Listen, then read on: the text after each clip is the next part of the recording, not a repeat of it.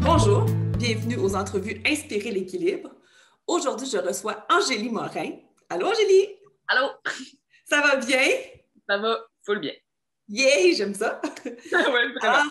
Angélie, je te connais depuis très longtemps. En fait, je te connais depuis que tu as 2 ans, si je ne me trompe pas. C'est vrai. Donc, je t'ai eu à mon service de garde, je t'ai vu évoluer, j'ai vu l'environnement dans lequel tu as évolué aussi.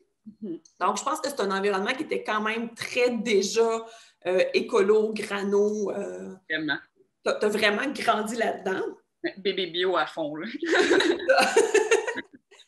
Fait que toi, ça t'est comme, tu sais, tu peux vraiment dire que tu as toujours vécu là-dedans, puis que c'est pas un cheminement ou quelque chose comme ça qui t'a juste comme continué cette façon de vivre-là. Ouais, ben ça a évolué, là, full. Oui. Ouais. Fait que j'aimerais ça, s'il te plaît, que tu nous parles de toi un peu, que tu nous dises qu'est-ce que tu fais dans la vie, et puis justement, comment tu vis ce côté-là un peu écolo, grano. OK. Wow, OK. Fait que, admettons, je vais y aller question scolaire. En ce moment, j'étudie au baccalauréat en environnement à l'Université de Sherbrooke. C'est ma 2e année. Puis, je suis en stage au Tremplin 1630 à Sherbrooke en tant que chargée de projet en développement durable. Mais c'est vraiment plus des projets communautaires que je fais. On organise des laboratoires vivants, des living labs pour pousser plus la population à s'inclure, à prendre part aux décisions. Puis on fait des activités vraiment comme artistiques, des trucs, on va aller dans les parcs, on va faire comme des événements. Des événements, c'est plus avec les gens qui passent pour ensuite qu'on stimule des idées puis voir que le citoyen puisse prendre part dans la vie communautaire. Fait que c'est ça que je fais en stage. Puis mon stage, j'adore ça. Donc, je vais continuer cet été à travailler là, l'automne. Puis j'espère rester dans ce milieu-là longtemps parce que je trouve ça trippant. Puis sinon, j'ai étudié en art visuel au cégep.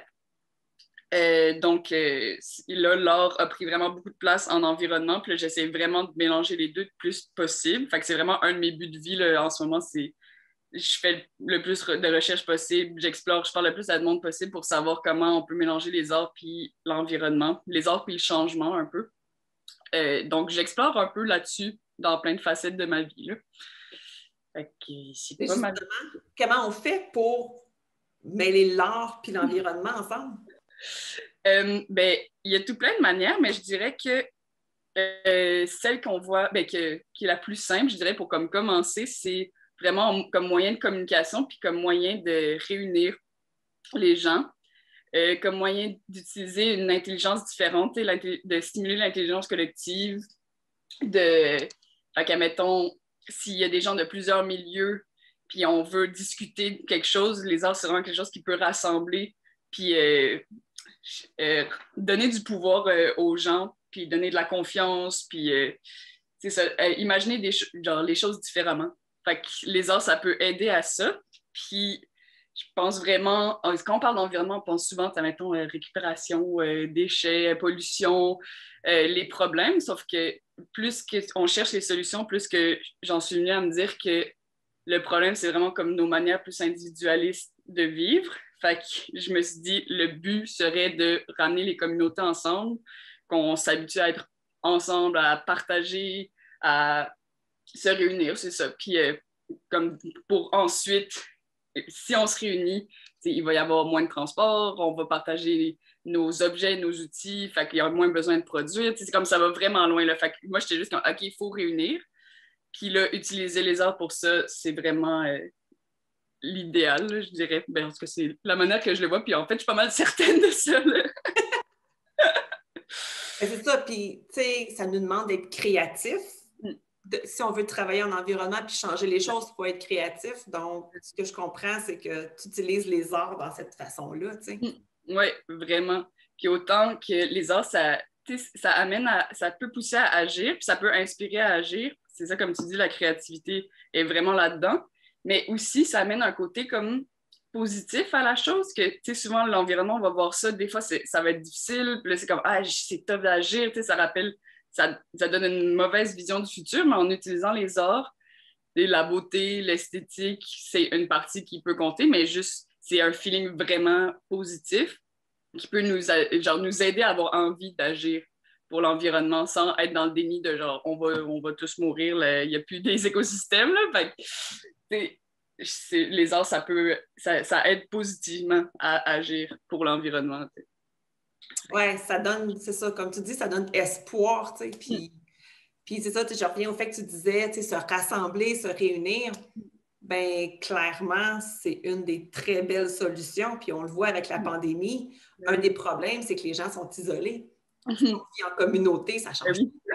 Exactement, c'est ça. Fait que là, essayer de développer des solutions pour rassembler, puis pour comme, on est rendu habitué un peu de, c'est comme un peu gênant, aller vers l'autre, parler à comme quelqu'un qu'on croise, on dirait qu'on n'est plus habitué.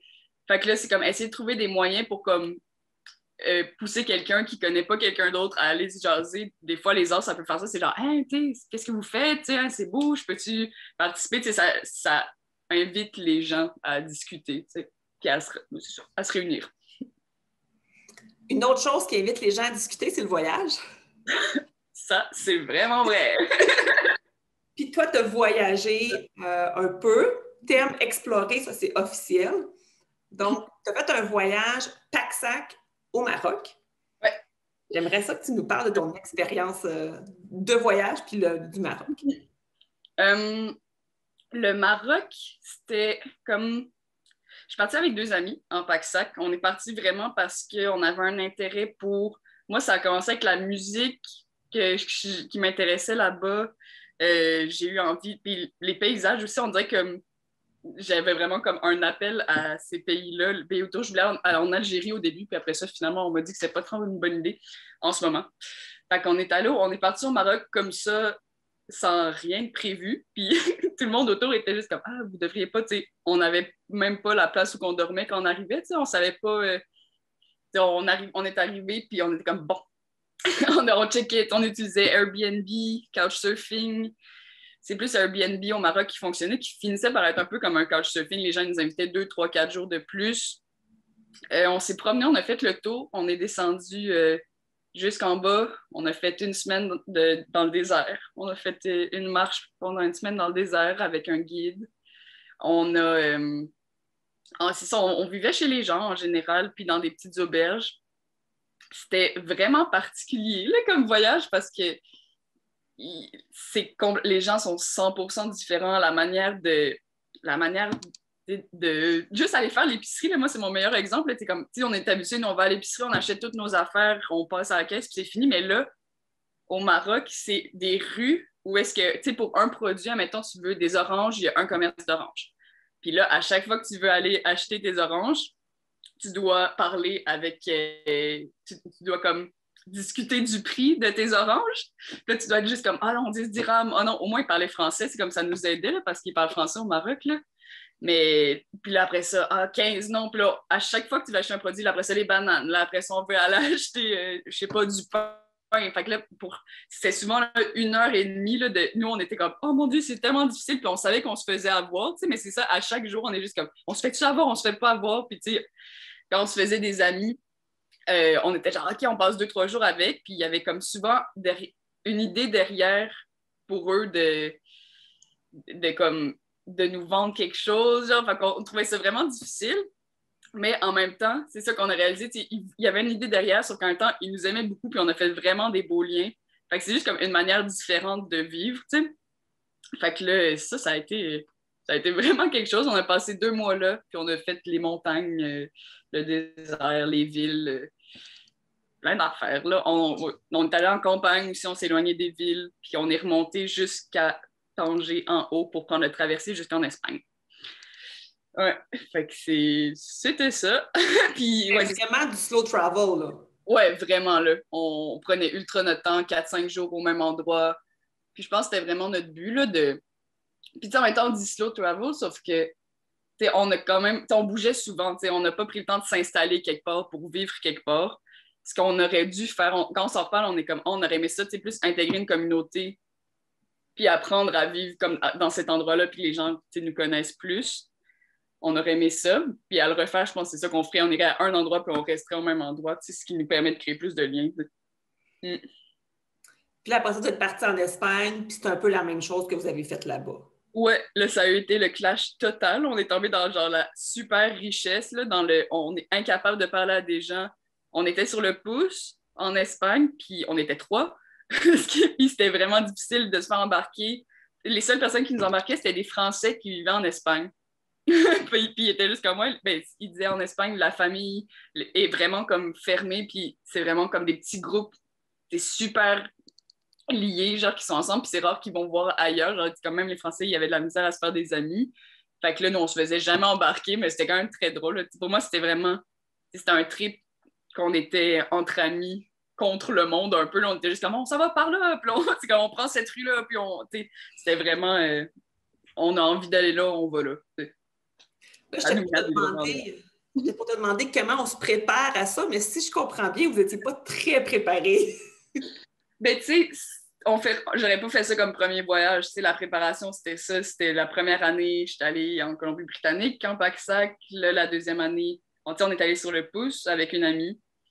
Fait que là, ça, c'était une pratique avec vraiment plus facile, puis qu'on connaissait plus le pays, tu sais. Puis après ça, tu sais, une deuxième année au BC, puis après ça, là, on était comme, OK, là, on peut aller ailleurs. Mais il y avait vraiment, je pense que avec ou sans préparation, on aurait eu comme le même choc. Puis il n'y a comme pas moyen de prévoir parce que c'est trop différent, genre. Fait qu'il faut juste que tu sois prêt à ultra t'adapter. Il faut que la capacité d'adaptation soit vraiment, que tu sois ultra ouverte, puis que il faut pas que tu bloques à quelque chose parce que sinon, c'est ça, t'avanceras pas. Là. Fait que c'est juste ça la préparation qu'il faut. J'ai l'impression comme savoir que ta capacité d'adaptation est à son max à ce moment-là. C'est une bonne idée de faire les plus petits voyages plus près avant de faire un gros oui. voyage comme ça. Tu le vois si tu es capable de t'adapter ou non. Oui, exactement. Parce qu'il y a des gens pour eux que c'est vraiment pas la bonne manière de voyager. Moi, j'ai des amis qui me ressemblent, mais que ça va pas que ça, que c'est pas leur truc, le pouce, c'est pas leur truc, puis c'est tellement correct comme ça. Là. Oui, c'est de trouver notre façon de voyager, en fait. Exact. Mais c'est sûr que, vu que pour toi, l'environnement, c'est important, c'est sûr que de choisir une façon de voyager qui est plus environnementale, ça fait partie de toi, de ton ADN. Oui, 100%. Là. Genre, je pense pas que je pourrais pas louer une voiture. Là. On dirait que c'est comme, puis en plus, le pouce, c'est, oui, OK, c'est environnemental, mais c'est des occasions en or de rencontrer des gens puis qui t'amènent d'autres opportunités. C'est souvent en faisant du pouce que juste comme, ah, vous devriez aller là. Puis là, c'est là que, tu sais, dans un guide de touristes, là, moi, des fois, j'étais juste comme, on savait pas où aller, puis on regardait. Puis les places qu'ils proposaient, là, c'était bof, là, dans les trucs qu'on voit, si tu cherches sur Internet ou Allô au Maroc, là, ces places-là qu'on a faites, là, c'est les places qu'on a le moins aimées. Là.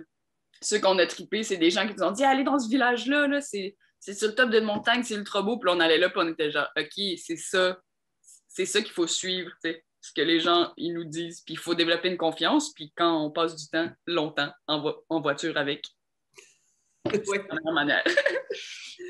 Puis c'est ça, c'est vraiment d'aller dans le local, dans ce qui est, en dehors de tout ce qui est touristique, mais vraiment d'aller dans ce qu'on ne voit pas, justement, dans les guides sur Instagram et tout. Oui, c'est ça. C'est là que les gens, ils vont vraiment plus être ouverts à toi aussi parce qu'ils vont moins te voir comme un touriste. Parce que c'est ça ça aussi, c'était difficile, on a l'impression qu'on était vraiment des touristes dans les endroits touristiques, puis que le monde est venu nous voir, puis on n'était même pas humains, là, on était comme des outils. Là. Tandis que quand on va dans les villages, les gens sont juste comme, ah, t'es une personne comme toi puis moi, tiens, on va boire le thé, puis c'est vraiment, c'est ça, ils me comprennent, c'est plus un moyen d'échanger la culture, vraiment plus, vraiment mieux. Ouais. Je veux revenir un peu à ton côté artiste, qui n'est pas nécessairement, mais je pense que c'est ça qui t'a inspiré un peu. Tu as fait un projet l'été dernier avec les déchets, donc les gros rébus.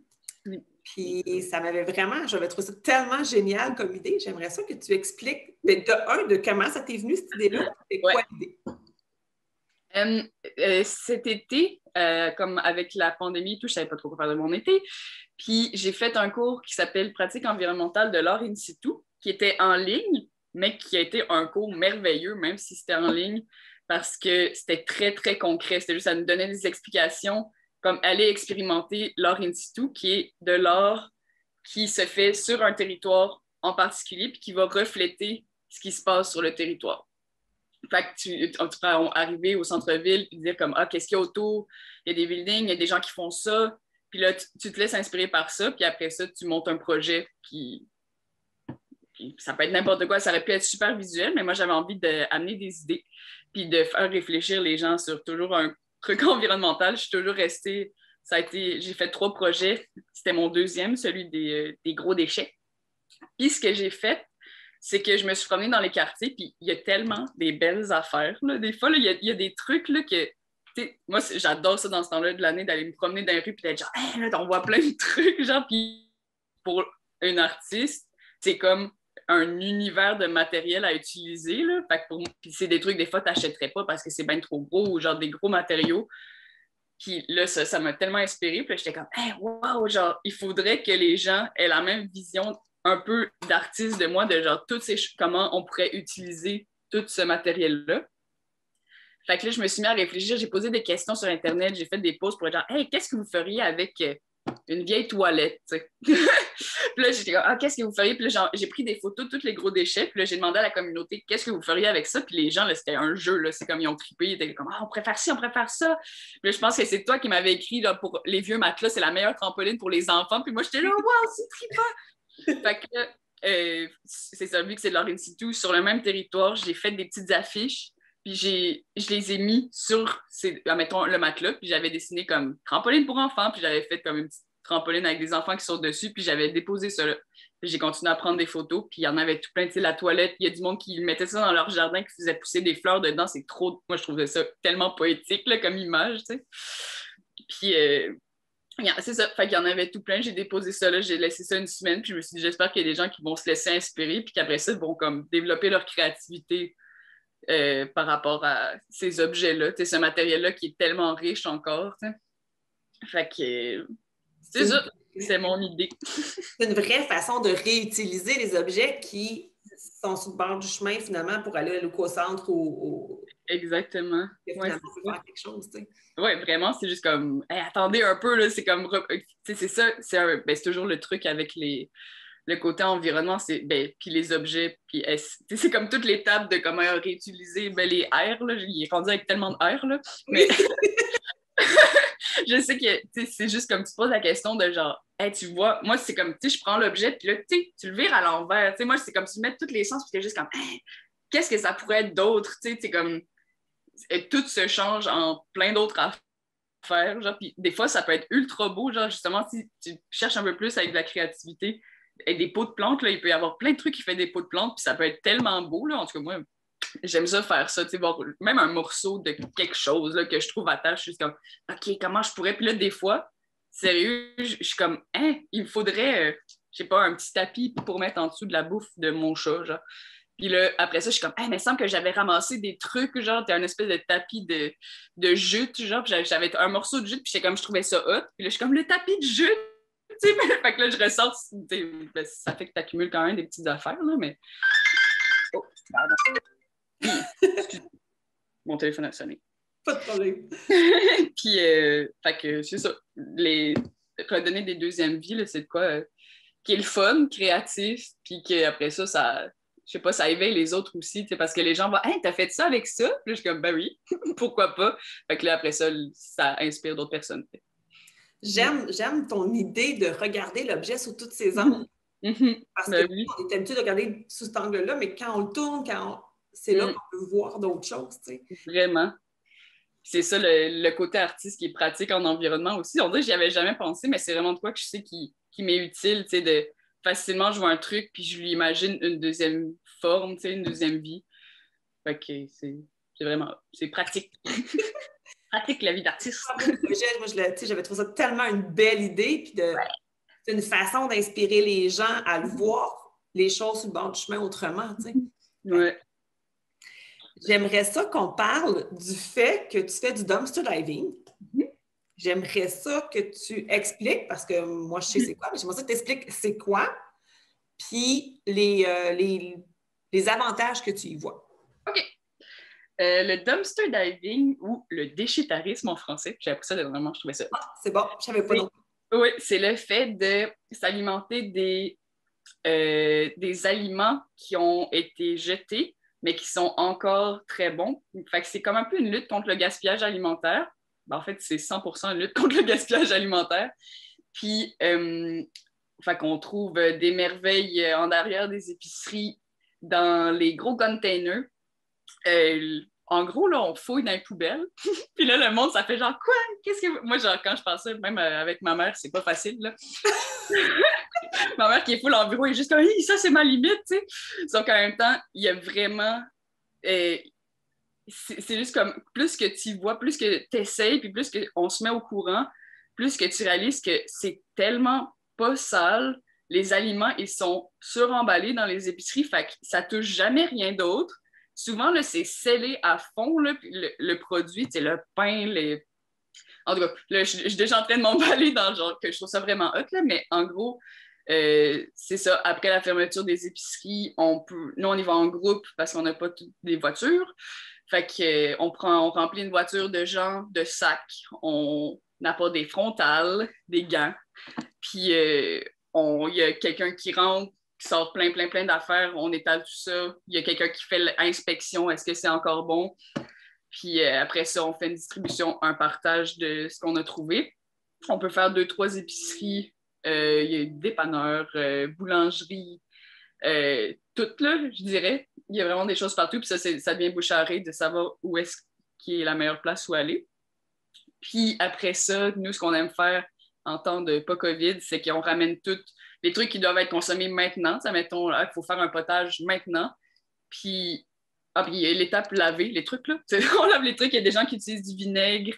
Ils laissent tremper leurs aliments dedans. Moi, je fais juste comme toutes les rincer, les frotter, les laisser tremper, admettons, dans l'eau. Puis après ça, on fait le triage. Fait qu'admettons, des fois, le pack de fraises, il y en a 2 qui sont pas bonnes, on enlève les 2 fraises pas bonnes.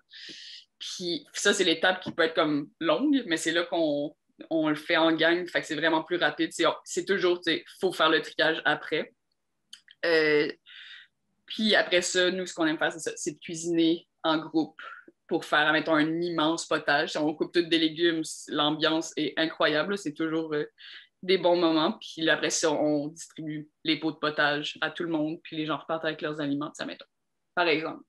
Fait que c'est tout le processus du dumpster diving qui est une pratique qui va vraiment bien à Sherbrooke. Il y a un groupe de dumpster diving Facebook qui s'envoie toujours hey, j'ai des surplus de dumpster. À chaque jour, il y en a 3-4 posts de tout plein d'aliments. Il y a des gens qui viennent d'autres villages pour apporter des surplus de dumpster aussi. C'est vraiment comme je peux passer un mois sans aller à l'épicerie, là, facile. Là. Facile. Là. Puis il y a beaucoup de monde autour de moi qui le font plus, puis qu'eux, c'est juste comme ils vont plus jamais à l'épicerie. Puis, c'est vraiment leur façon de vivre, là, c'est 100% façon de vivre. Puis, ce qui est créatif là-dedans, c'est ça te pousse à découvrir des nouvelles recettes. Tu sais, des fois, t'es genre, ah, c'est quoi ça? C'est quoi ce légume-là? T'es comme un panais, je fais quoi avec ça? Puis après ça, tu dois chercher des recettes, là, comment je fais pour mélanger ça avec ça. Fait que c'est vraiment comme de l'expérimentation. Souvent, c'est ça, tu fais plus de recettes, tu trouves des nouveaux aliments. Fait que ça, c'est aussi vraiment hot de ce côté-là. Sortir un peu de ses habitudes alimentaires. Puis il y a une chose que tu n'as pas dit dans le processus, mais je sais que vous tenez vraiment beaucoup à ce que ça reste propre après. Ah oui. Oui, il y a des règles. Mettons, si tu rentres sur Dumpster Sherbrooke, le site, la page Facebook, il va y avoir des règlements. Ça mettons, il y a premier arrivé, premier servi. Fait que si tu arrives... Je suis désolée, j'essaie de fermer mon téléphone, mais ça ne marche pas. OK. J'espère qu'il ne m'appellera plus. Yeah. Donc, c'est ça. Admettons qu'il y a déjà des gens qui y sont. On va leur dire, est-ce que vous avez des surplus, on peut les prendre, mais sinon, ça va être ces personnes-là qui vont être là avant. On déchire jamais les sacs. On va défaire les nœuds parce que c'est tout dans des sacs de poubelle. Fait qu'on défait les nœuds, on les vide, on remplit les sacs, puis on le refait avec un nœud. Fait que, on veut vraiment pas comme tout déchirer, mettre les aliments partout parce que c'est du respect pour les propriétaires, puis aussi pour les gens qui vont passer après. Tu prends juste ce que tu as de besoin. Fait que, tu sais, souvent, là, au début, tu sais, genre, il y a tellement de pommes, puis là, tu prends le plus de pommes possible, puis là, tu sais, juste comme, c'est l'abondance. Fait qu'on prend plein d'affaires, puis après ça, on réalise qu'on peut pas tout manger ça. Fait que, c'est prendre ce que tu as de besoin. Puis après ça, quand tu repars, tu laisses rien traîner par terre, même que tu ramasses s'il y a des trucs qui ont tombé, puis tu repars comme si tu n'étais jamais passé. Fait que c'est vraiment ça, l'astuce, pour que tout se passe bien.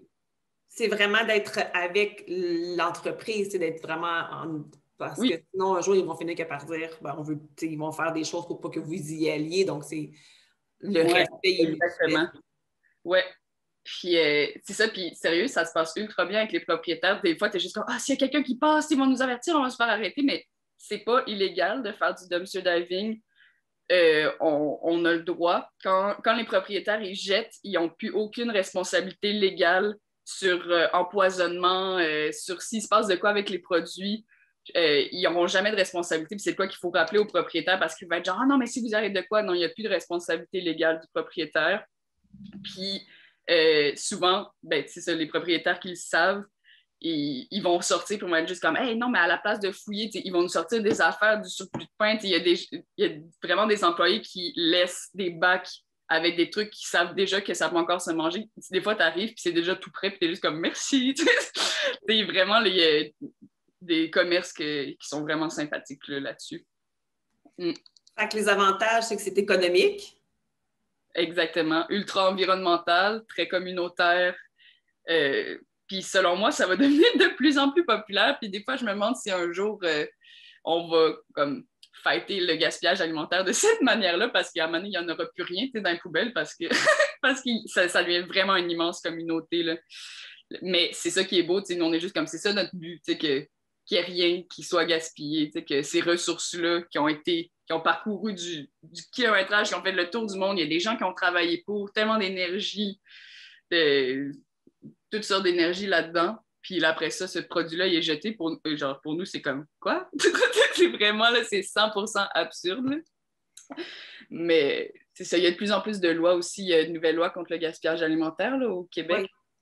Puis je pense que les propriétaires n'auront pas le choix de, c'est ça, aller porter la majorité de leurs produits dans des organismes et tout.